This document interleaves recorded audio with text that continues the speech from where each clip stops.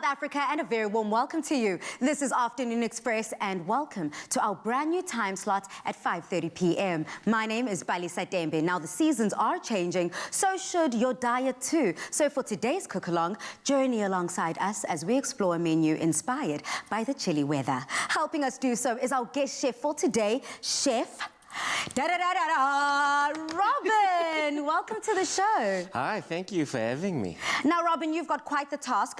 You're going to be ushering us in through beginning to the end, a full menu that is inspired by the cold winter weather. I'm ready for it. Are you? I am, definitely. I love it. And of course, our same favorite is back with us, Chef Dumi. Chef, how are you? I'm doing great, Bali. How are you doing? I'm good. I'm always ready for action. Now, South Africa, we are welcoming the colder, windier seasons, and that too comes a lot of changes to our dietary plans. This is why we've invited you into our kitchen, and we've also asked our chef, who is as well versed as the seasons themselves. We have Chef Robin in the kitchen with us today. Now, Chef, what's in store?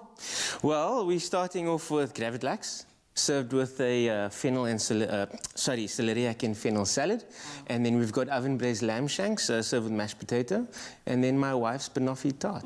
Okay, then I'm ready for it. Please just head over to our website if you want to get the list of ingredients and the recipe to be cooking along with us. Now, sir, you have mentioned quite a few names, phrases within the beginning of this recipe that I'm unfamiliar with.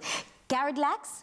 No, gravlax. Gravlax, that's what it is. Now, gravlax for me is so interesting because it's a different way of preparing your fish. That's correct. So gravlax is in actual fact Scandinavian. The Scandinavians, what they had done was they had in actual fact, before winter months came along and everything iced up, they would cure their fish. And the only way they did that was by using the herbs that they had, which was fennel, salt, sugar, and white peppercorns. They'd let it lay for about 48 hours maximum. Otherwise, for longer than that, you withdraw all the niceties from the fish itself. I love that. So if everyone wants to get cooking along with us, what do they need? What are the list of ingredients? Well, from our side, we would need some fennel, some sugar, salt, equal portions, obviously, white peppercorns, and then we'd need some celeriac bulb for the salad, red onions also for the salad, and apples. And then could you pass me the fish, please? Oh, yes, I've got the star here, the fish. Now, South Africa, what is so special about this fish is that it is beautifully cut salmon. Now, I'm a huge fan of salmon. Yes, but this, in actual fact, is salmon trout. Local. We haven't gone with the conventional Norwegian salmon, which gravlax is usually made from. So for sustainability purposes and so forth, we've gone with salmon trout instead. Similar texture, similar flavors as well, but it will do the trick as well. And talk about doing the trick. I mean, Dumi and Chef, what I love so much about locally sourced trout that we are experiencing today is that is exactly what it is. It is sustainable, it is locally sourced, and that is a nice way to make sure that we're giving back to the environment that feeds us so well. I also love that it's in alignment with the S3 new mantra, new modus operandi of going green, essentially, and that's what we're doing here in the kitchen. So, Dumi, on your side, I can already see that you already started working. I've already started working with the celeriac, and Balisa, when I was first introduced to celeriac, it was a couple of years ago when I started in the industry as a chef, as a commie chef. I was still getting into the industry. I didn't know what exactly I was doing, and the chef said celeriac. I was like, oh, so celery, the bulb of the celery? He's like, no, they're the same family, but in essence, not the same. It's like oranges and lemons are citrus, but not necessarily the same thing. So that's exactly what celeriac is. It's the bulb, and then most people know celery, which is the stalks that we use a lot in our stews and stuff like that. It's the same family, but it's literally not the same. So, Chef, is it safe to say that celeriac is a root vegetable, a ground root vegetable, and I also hear that it is got incredible benefits, like it's antioxidants. I love the fact that, and also the health benefits around it when it comes to also being good for your digestion. It really does help that. Bone health, heart health as well. Celeriac is your girl, is your go-to. And I've also heard secrets. A lot of people say that it's anti-cancer effects as well. It also has some anti-cancer effects. Yeah, because it's a green veg, it allows for those kinds of things as well. Now, it can be eaten raw and cooked. Sorry, you were about to say something. Let's get cooking. I want to see how you prepare this salmon, and the salmon trouts, because I have never tried preparing anything this way before, so... Okay, so we've got a nice, beautiful salmon trout fillet, skinned already. It doesn't have to be skinned, but you need to obviously check for bones, and we found a few bones in ours. So we need to take tweezers. For those at home who don't own tweezers that I have, you could, use the conventional stuff, whatever's in your kitchen or in your home. Safe to say you could actually use pliers, normal long nose pliers. Obviously, make sure that it's nicely sanitized and so on before using it, because you wouldn't like to contaminate and make anybody sick. But we'd remove the bones gently one by one. Oh, wow. These bones are very easy to take out, generally on a salmon. It seems like you already took the first bone quite effortlessly. Yes. So certain fish will allow you to remove bones very easily and others won't. So bigger fish like yellowtail and so on have bigger bones and fatter bones. So you'd struggle a bit more to get them out. And Chef, would you say, because we're using quite a fatty fish today, which is trout, would you say that this recipe would work with any other fatty fish like the tunas and so forth, or was it specifically for this kind of fish? Yes and no. I would go as far as tuna and maybe even swordfish, but more in terms of the likes of salmon specifically with this. Because of the curing method, it's going to dry out all the fattiness and all the goodness that's in the fish. Wow. And it's going to be like biltong. Oh. So, yeah, And that is not what we want. Yeah, No. you wouldn't want to ruin a piece of tuna with like that. So, Chef, on my side, I'm going to be creating a delicious fresh dressing that's going to accompany the salad that Dumi is whipping up. So, to make this dressing, what have you got lined up in front of me? So that would be olive oil, Yep. apple cider vinegar, I can already smell that apple cider. Lovely. And I just pop it all in. Yeah, you pop it all in. Honey. Yep. And then also, I see we've got some honey mustard, whole grain mustard. Yeah. Love that. Okay, and then last but not least, just a pinch of cream. Keeping it creamy. Oh, yeah.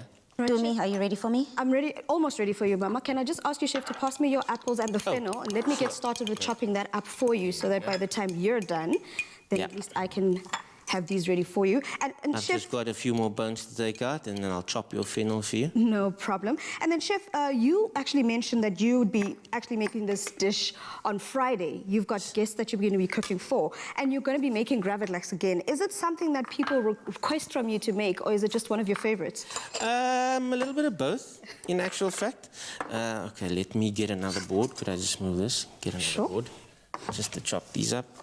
Yeah, it's a little bit of both. So, in essence, it's a very good and easy dish to make, and it's quite popular for people who obviously want that kind of experience in terms of that. So, yeah, I also love making it. It's easy to make. It is quite a simple dish to make, Balesa. If you've noticed, all we've used right now, well, most of what we've used is all fresh ingredients, which makes it best, meaning that we could use a lot of ingredients that are seasonal as well. We could even, I'm even thinking about putting grapes into this. Yes, we've got some apples, we've got some celeriac. You could put some grapes in there. You could put some peach in there just for that added sweetness, you know, to take the dish a bit of a higher level, you know, with the fennels and the so forth. It takes it a little bit further than you need it. Taking it to the next dimension. I mean, Chef, I'm already ready here with my dressing. It was so simple, so quick, easy to make. And what I like the most about it is that we know exactly what's inside, unlike some store-bought dressings where sometimes, you know, it leaves you guessing. This is delicious, and it was whipped up in a matter of seconds. So here we go. Chef Dumi. Thank you. Awesome. Thank you very much, Bali. May I ask you please to pass us, Bali? So we've got some fish that we prepared a little earlier that Chef made for us, and then we can actually start slicing that up. If you can look at this beautiful piece of fish that we've already sliced up for you here. It was cured overnight, so we suggested to cure it 24 hours at least. That way you make sure that you still get that flavor from the saltiness, but you also don't dry it out like Chef has just mentioned for us. This looks incredible. I mean, the color on this fish is absolutely incredible. And I also love the fact that although you put the green herbs on top, it just adds and boosts, makes it more vibrant. Correct. It does this. All right, awesome, Chef. Your salad is ready over here. And I'm going to just add the green apple just for that punch of color because, I mean, it's very white because it is very white at the moment, yes. So I'm just going to add some green there for additional color. You pop this in. And then, Chef, you're slicing it up for us, but we've got a whole lot more on the way from you, right? That's correct. We've got plenty more to come. All right. So what's next on the menu after this? So after this, we would be having the lamb shank. Okay. With mashed potatoes, Sorry. And for dessert, we're going to be having my wife's Banoffee tart. Very exciting. Well, again, just head over to our website to get the full ingredients list. Whilst we're putting the finishing touches on starters, let's head over to social media. Now, the question that we're asking you today is, what dish is that one dish that just always tastes better when someone else makes it? Use that hashtag Afternoon Express in all of your comments. Now, who does not love a delicious lamb shank that just falls right off the bone? Well, we'll show you the perfect way to make and serve this dish with mashed potatoes when we return.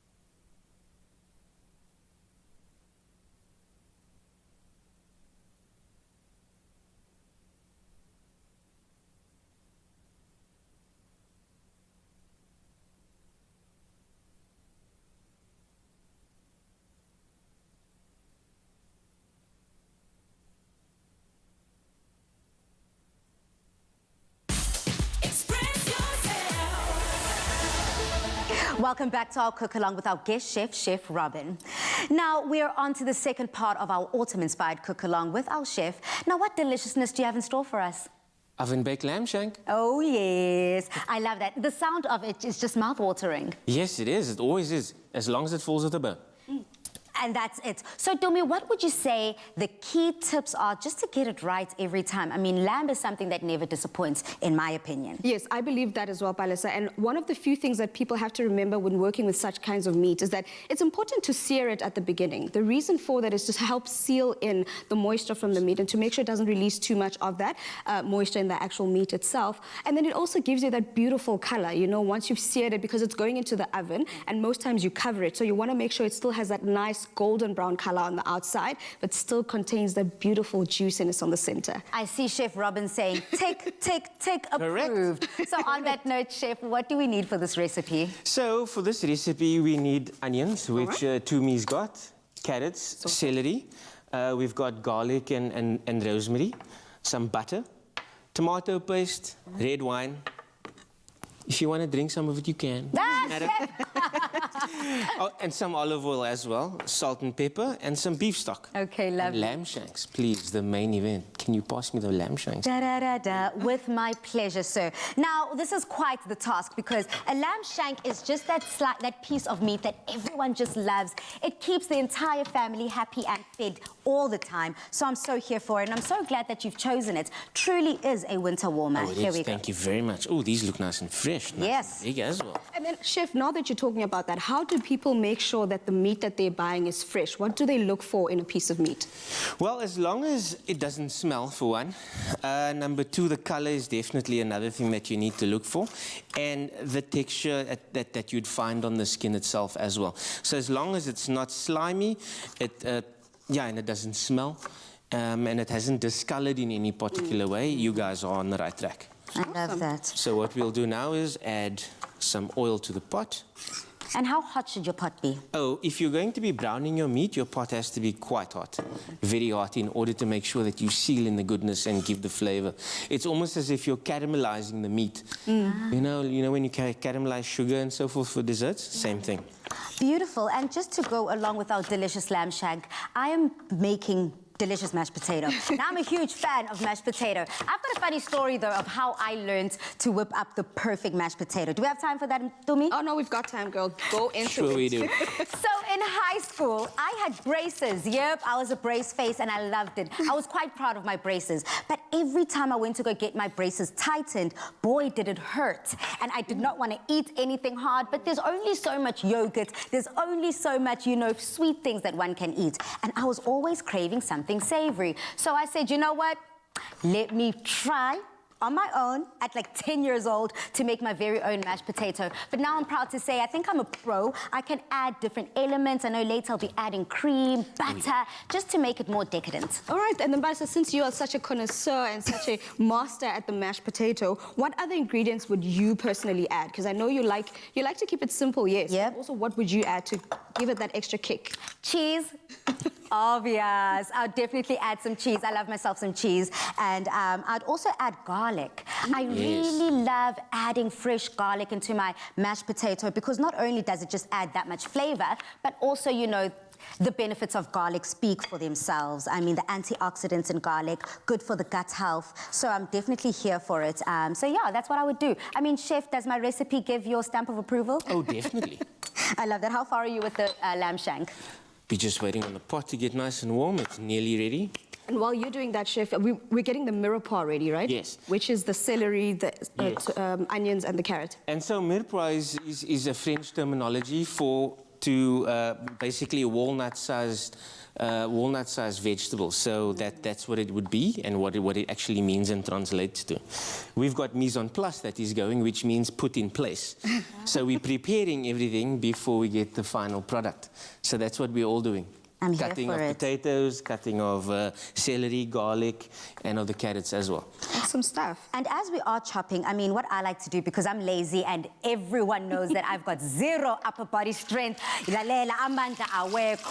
whilst that's I like to cut my potatoes quite small, just so that, it's first of all quicker, cooks all the way through, and when it's time to mash, less work for me. I agree with you, Balisa. That's also an option I choose because a lot of the times if you use the bigger chunks, it becomes a mission when it's time to mash it. So the smaller you can get them, the better, because it actually works better for you in terms of having to mash it down, and it absorbs so much of whatever additional flavor that you're going to put in there, whereas bigger chunks are harder to work with. Love that. Now, Chef, it almost sounds like a chisanyama in here. There we go. It's starting to smell that way too.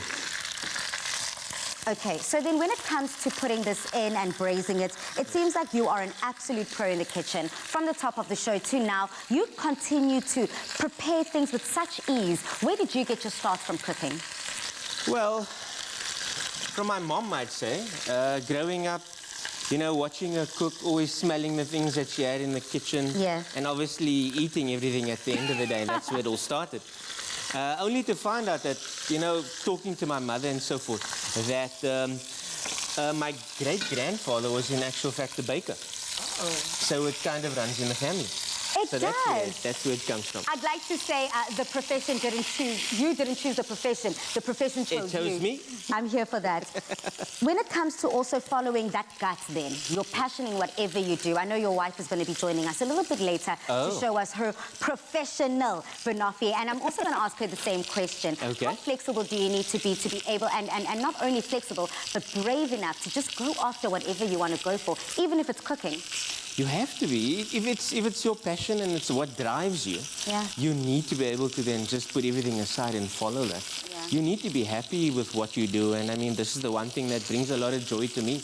It makes me happy seeing these kinds of things and how it all works and what happens.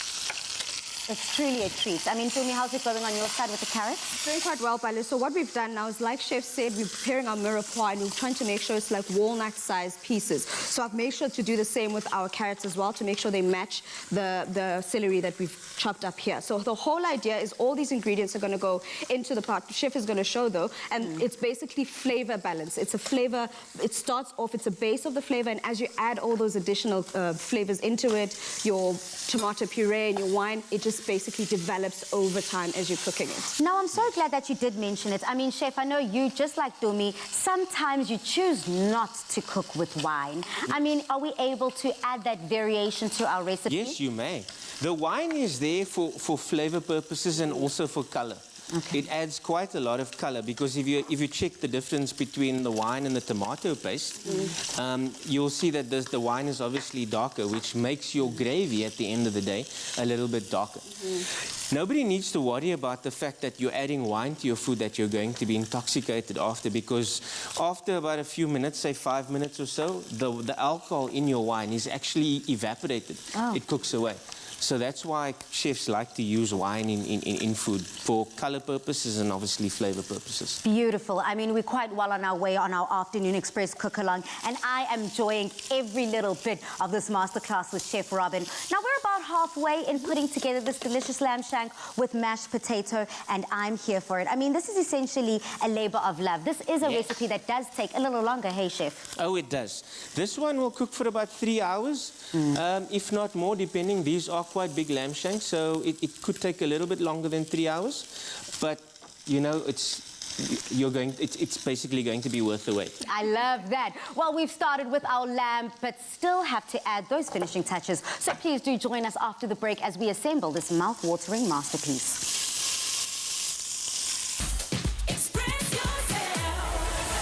Clover cheese is for those who love life, where everything falls into place and melts away our cares, adding joy and stretching our imagination. Clover, for the love of cheese. Made with love by Clover.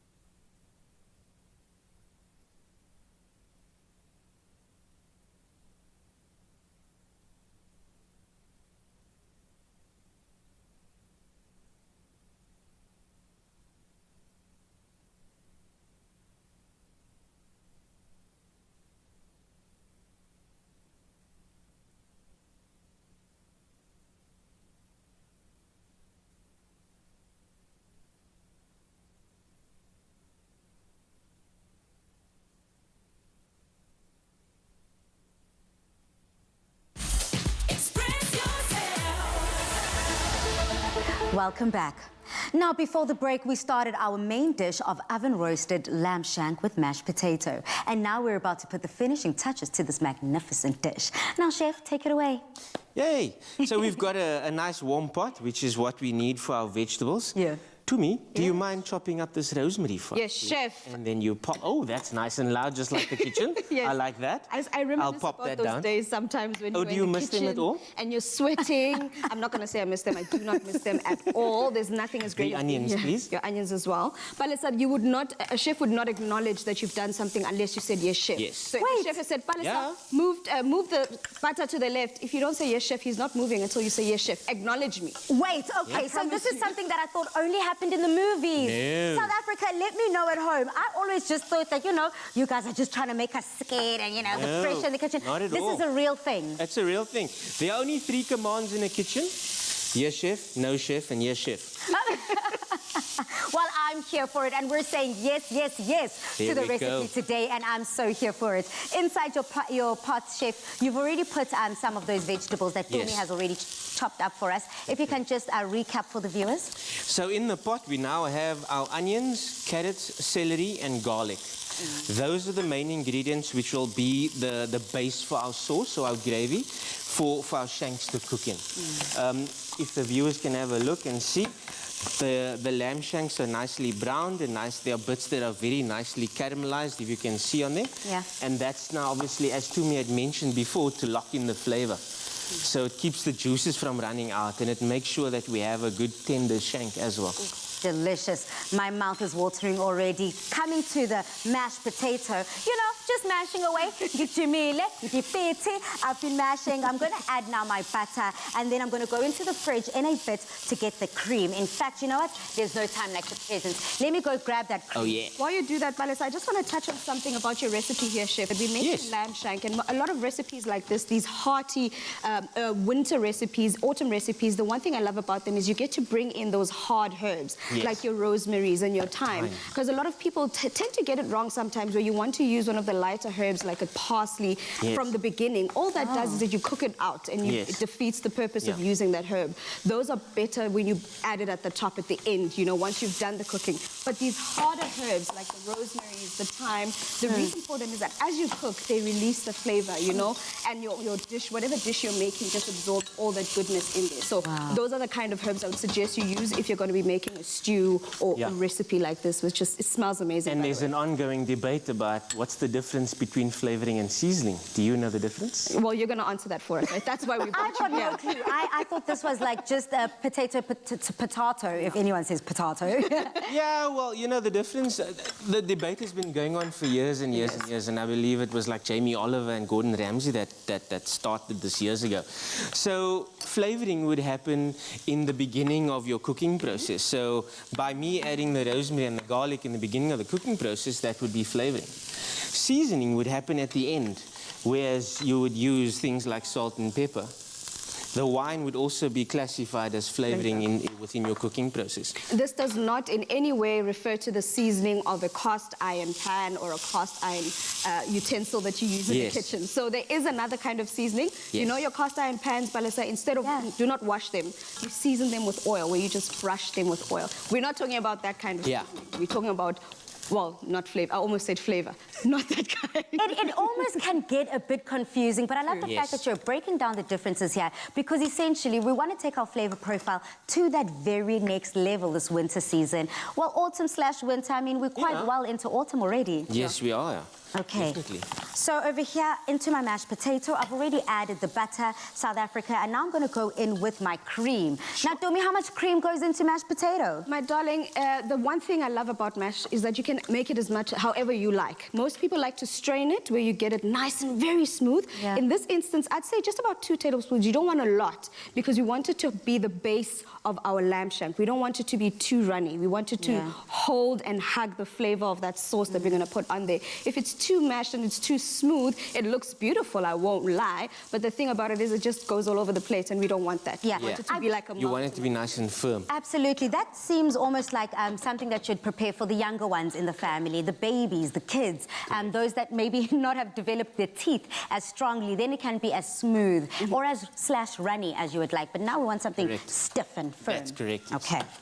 Chef, how's it going that side? Everything's onto your going tomato well. paste. I'm going to be adding tomato paste to our vegetables that have been sauteed nicely here.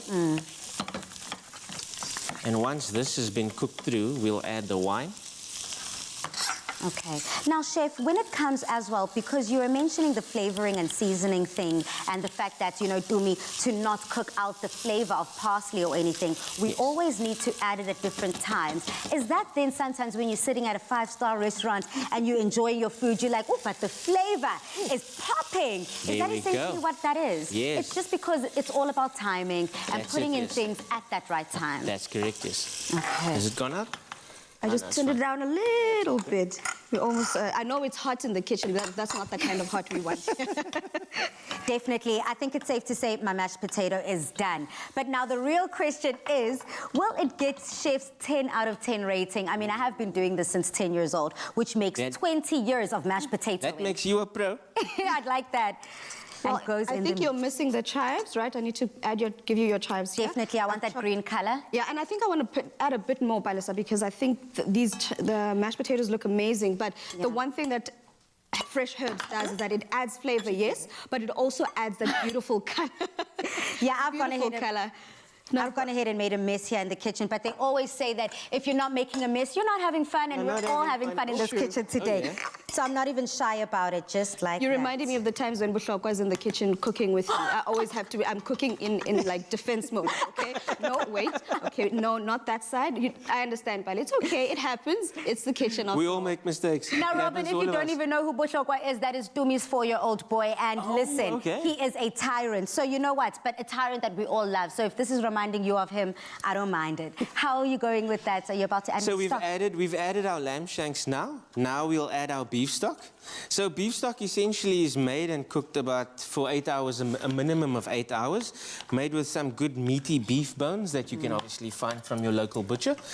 You roast those off nicely until they're nicely golden brown.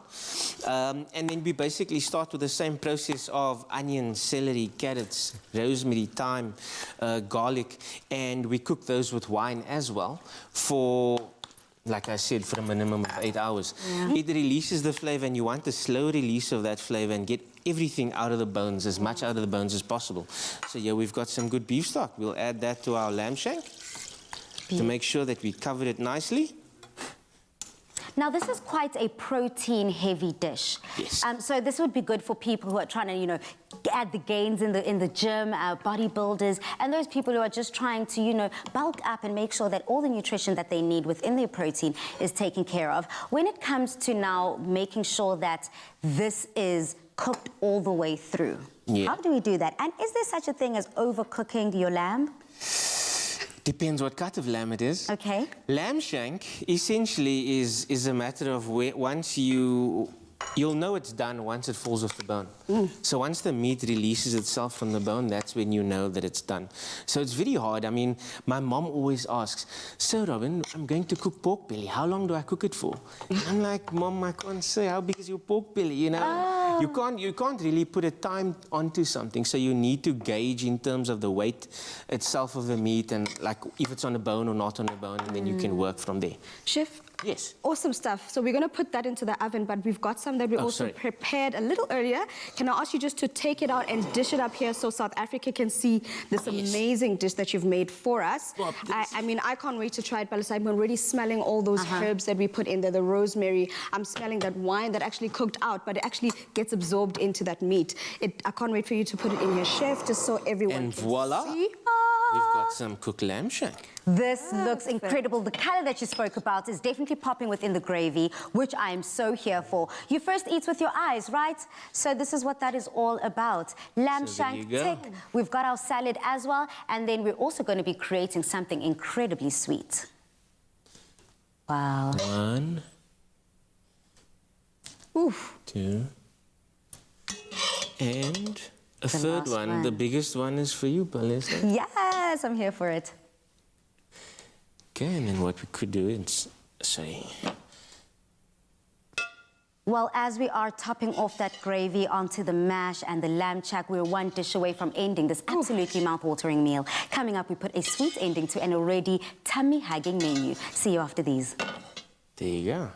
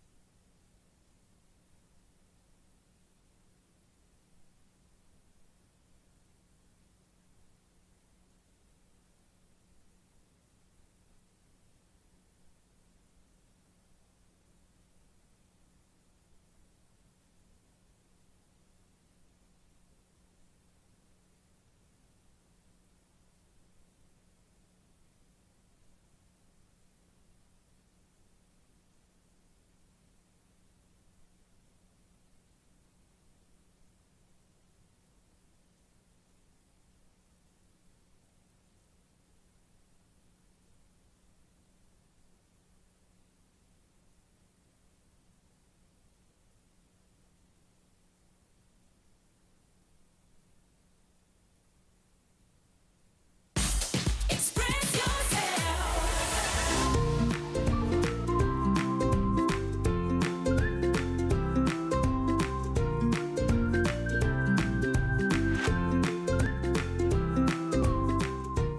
Made with love by Clover. Welcome back to our Afternoon Express cook-along.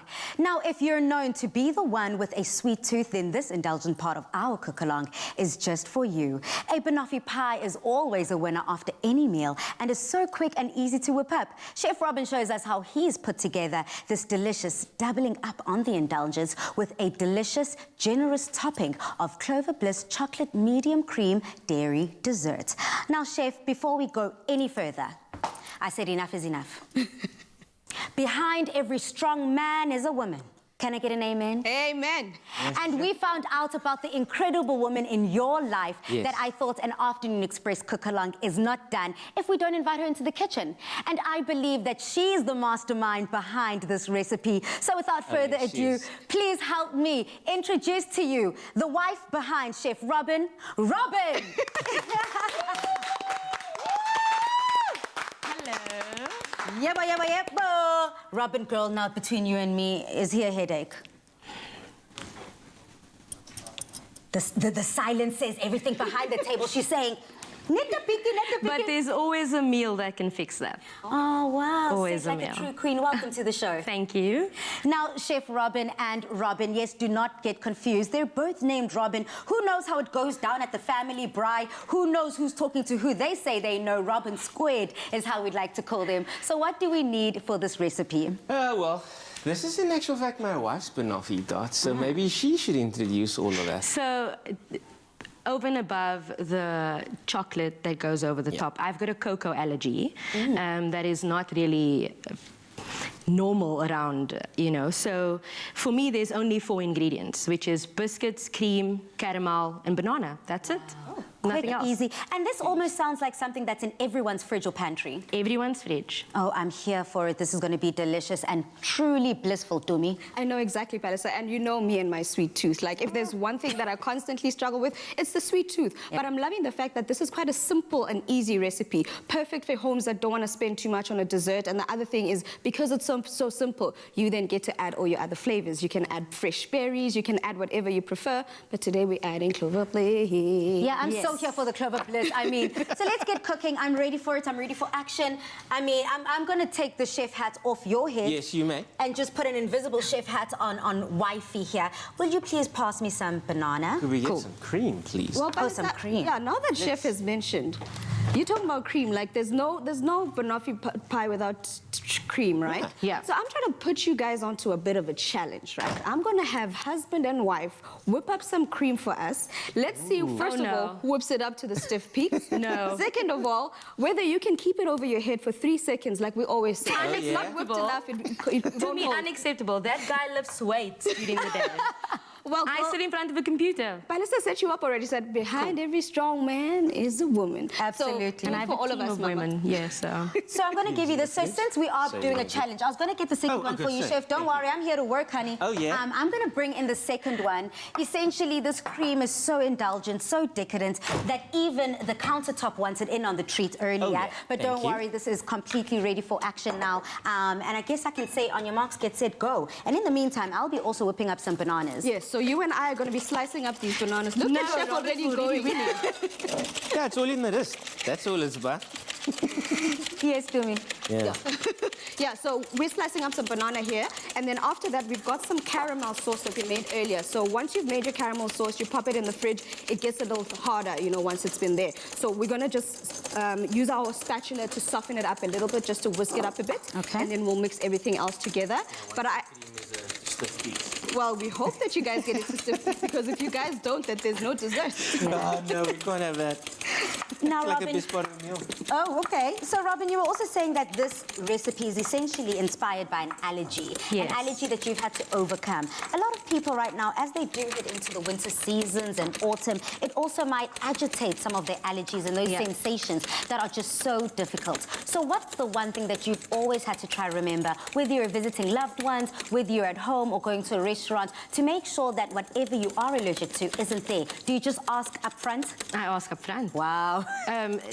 You need to remember that when you have an allergic reaction, to some people it's very, very soft. In my case, it's anaphylactic shock.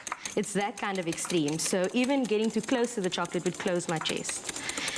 So this specific recipe is actually how I found out that I had the cocoa allergy, because it's actually made with chocolate on the top. So my niece was actually eating it one Boxing Day, and she gave me a spoon of it. And as I was walking out, my face started swelling, lips started swelling, went straight into anaphylactic shock. And I've stayed away from it ever since. So I read literally everything. That must have been so scary for you, I can only imagine. And as a husband, I mean, he's so hard at work, he's hardly listening. And he As a loves chocolate. How protective are you of your wife? Yeah. Extremely. I read labels all the time now. Especially when it comes to sweet treats and so forth. You kind of That's have the one to. thing that we've had to make sure we've done lots of research on. and in order to obviously protect her in that kind of way. So Valentine's Day looks very different in your household. I'm such a cheap date. Yes. You know, such a cheap date. Yeah, I love it, and I'm so here for it. But something that I'm also very much here for is the banana that goes into this recipe, because the banana is... Oh, wow. Oh my gosh, I'm so stressed. Oh my gosh, South Africa, I just did my hair. There you go. Well, Yeah, then it's let's Chef not Robin try for that the with win. my bowl. Let's not try that with my bowl, please. I started sweating immediately, Mzansi. Ooh, I can't. Okay, no, but that says that you are good to go. You're ready for action. Yeah, That's no. the sign. Robin, you failed. Well, you Of came course last. I did. Do I need to take over there, babe?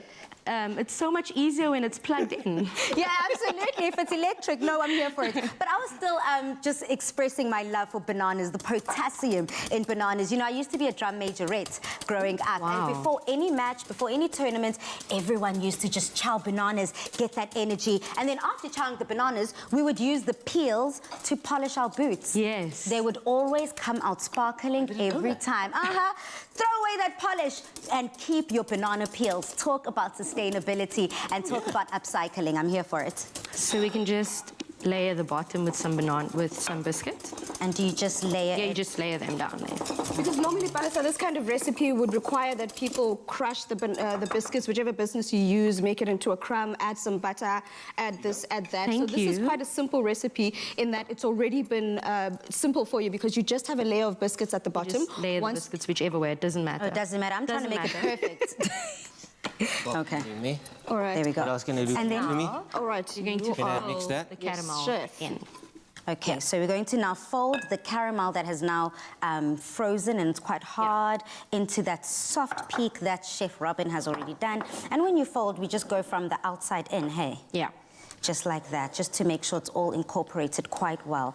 Now, when it comes to other sweet treats, what do you like to whip up? Well, it's not really interesting for anybody else because it never includes chocolate. You know, it's quite difficult. But I try and come up with as much fridge tarts as I can, which includes the caramel and cream, because it's the closest I'm going to get to some form of chocolate. There you go. Wow. Palisa, You know? Yeah. may I ask you please to pass me the bliss so we can actually start assembling this? Because fold that. yes, we've got one that we made earlier, and you see how stiff the Yes. peaks are there. It's looking awesome. And if you don't add eat chocolate, obviously you can use the different kinds of bliss because there's so many different flavors that bliss comes in. We've got the clover bliss that is plain yogurt. We've got clover bliss. Today we're using the chocolate dairy dessert. So that's what we're going to pour into here, and I'm going to plop this in here, Chef. Yeah. And then I'm going to add some of the bananas that we made a little earlier. You're going to Yeah, make so you some can just swirls. add bananas Yeah. now. Awesome So first bananas. stuff. And that is You our just dessert. chuck them. Simple There we and go. easy. It seems like As easy as pie. over there on that Literally. side, you guys are already done and dusted. Here, we're still putting the finishing touches on ours because we're just trying to make it perfect. But to get this recipe, please just head over to afternoonexpress.co.za.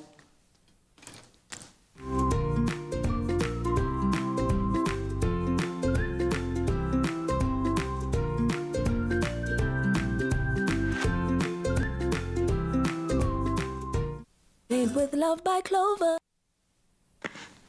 Coming up, we're going to be sitting around the table with husband and wife duo Robin as we find out a little bit more about their love. Stay tuned. Express yourself.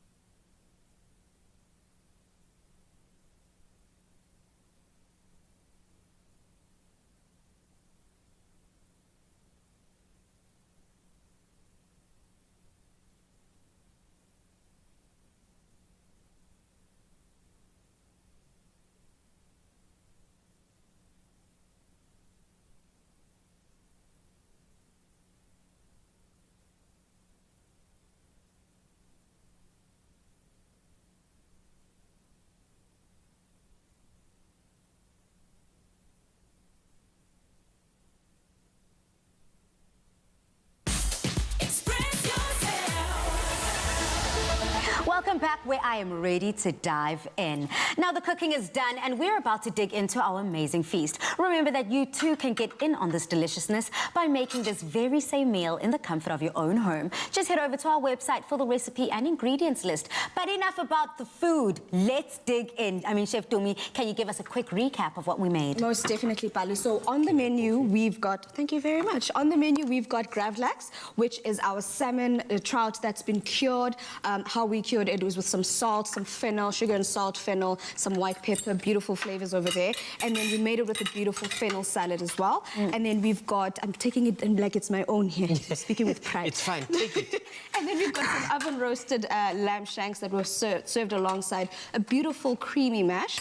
And to top it all off, sweet decadence, the desserts, we've got a Banoffee tart, or rather, as Chef would say, my wife's Banoffee tart. That's right. I love that. That's right. Now, Chef, you seem like you wear your marriage with pride, which I think every single man and woman should. But I want to find out the beginning stages of this relationship. Where did y'all meet? In actual fact, we were cooking. Well, I was cooking and she was working for an events company. So I was the chef for a catering company, and the events company that my wife worked for was helped us, basically. Do you need some of this? Oh, yes, please. You can dish up for me. We're all a family here, Okay, and, cool. you know, it means less heavy lifting for me. So, Chef, you actually met, so it was food that brought you together. Yes, it was food Yes, that brought us actually, it together, yeah. was. That is That's so what happened. beautiful. I mean, what was it about Chef Robin that just made your heart go doo-doof, doo-doof? The arms and the smile. No, I actually really liked him in a chef jacket. Okay. And the conversation was extremely intriguing, which was the most fun part for me. And I learned quite a lot in the kitchen working alongside him. Yeah, it Can I do was something for you? always Or would you fun, like to finish first? being in the kitchen with Robin and the rest of his team. So yeah, the conversation obviously went a little further than that, and we became friends, and the rest is history, I suppose. I mean, talk about going a little further. I would say a lot further. Dumi, goals? Couple goals? Vanessa, I'm planning after the show to sit down with them to ask, so what do I look for? How do I know he's the one? How long do I wait? Can I just say, Okay. could you just imagine how difficult it is being married to a chef? The kind of standard that's set in the kitchen. And the pressure. Yeah, Man, that's not so that much bad. pressure. Okay, so it seems like guy. there's a healthy debate here. Chef, what is your argument? I'm a simple guy. Simple Says things are every fine. chef every Yeah. day. I'll have Takes me 45 minutes to cook a meal, takes him 15 minutes, and I am just sitting back and allowing that instead. So then are you on cleanup duty? Yeah. I'm here for it. I'm loving this. I mean, by the taste of this, I understand why you kept going back to Chef for some more, because this is absolutely delicious. I've already started with my starter. It's delicious. The trout is just prepared to perfection, and I cannot believe that there was no heat, no cooking done, and this is essentially what it's all about. Yeah.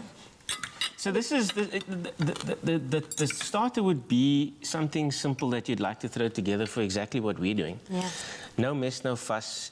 You can literally throw the shanks in the oven as well. Once the salmon's in the oven, in the fridge, the shanks are in the oven, and you can start preparing your table for your guests to arrive, and so on. So it's very simple, easy, prepared things that you can do beforehand. Yeah, I'm here for it. This is my first time also having a celeriac. A celeriac salad. Yes. The apples that Dumi added are just definitely taking it to that next level.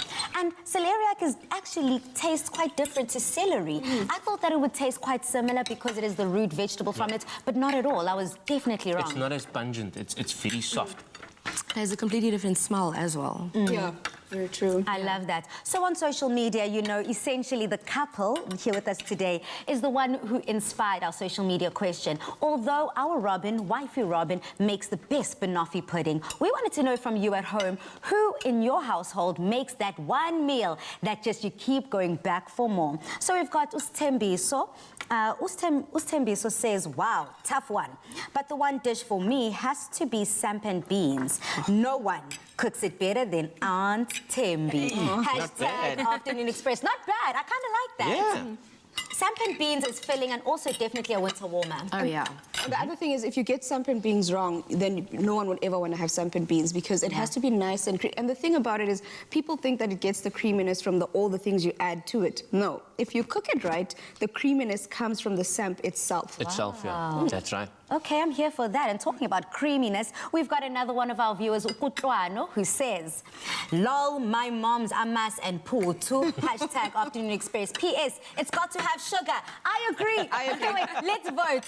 Amasi and uputu, do you add sugar or not? I add You sugar. add sugar. You I've add had sugar it to in the everything. kitchen before, and with sugar, yes, that's correct. I Ukutlwano. That's correct. Hopefully soon we can visit you and umamzo ekhaya, and hopefully we can whip it up just like you. I love this, the mashed potato, the lamb shank, everything is delicious. Talk about a stellar dish. Now, that cook-along was absolutely amazing. From us here on Afternoon Express, it's been an absolute pleasure. We have to say, though, good night, stay safe, and happy eating. Goodbye. Bye. Bye. Make the most of glorious summer with your picnic favorites. Made with love by Clover. Another feel-good production.